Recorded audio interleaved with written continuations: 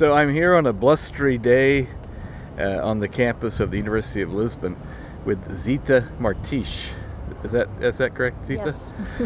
Who is an astrobiologist, a celebrated astrobiologist, who we've been talking about the origin of life on Earth and the progress that she has seen just in the last 20 years. You've been doing, since you were actually a postdoc, I guess, you've been doing research on the origin of life here on Earth for about 20 years, she said.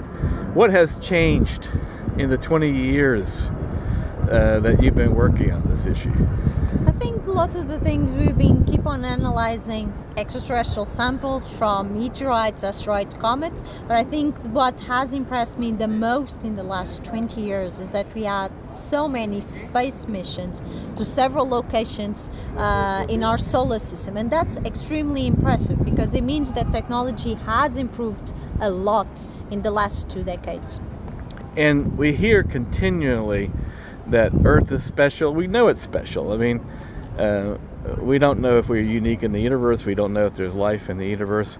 We hope there may be life in our outer solar systems, on the icy moons of Jupiter and Saturn. But in your own mind, what puzzles you most about the origin of life here, simply from the building blocks that we know of thus far?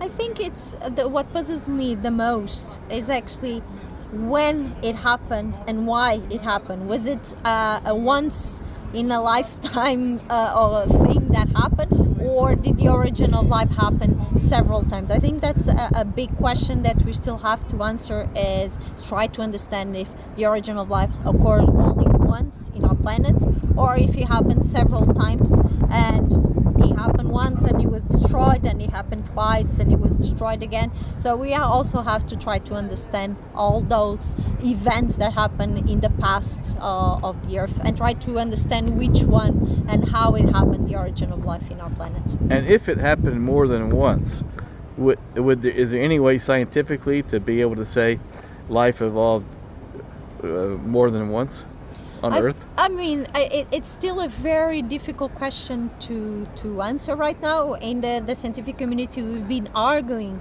on the exact time that life has started. I think we still have to keep on analyzing samples, doing field work, and trying to understand if the different fossils that we found, if they have the same origin or not, if there was one common genesis or not. So we still have to keep on doing research. And I would be remiss if I didn't tell my audience about your high honor, which is the Portuguese equivalent of the OBE. Can you tell us about that? That was awarded to you 7 years ago by the President of Portugal. Tell us about that. So in Portugal we have honorary orders. In this case it's a military order that His Excellency the President of Portugal gave me in 2015, and it's an award that it's given for people that have excelled in science, specifically in that order. So it's the order of St. James of the Sword, Santiago de Espada in Portuguese, and it was something that I'm very humbled and honored to have received it, and obviously it makes me want to keep on working even harder and to give back to my own country everything that is done for me. So it's kind of like an honorary scientific knighthood. Yes, definitely. Okay. Well, thank you very much, Zita. I appreciate you talking to us, and there'll be more to come on Forbes.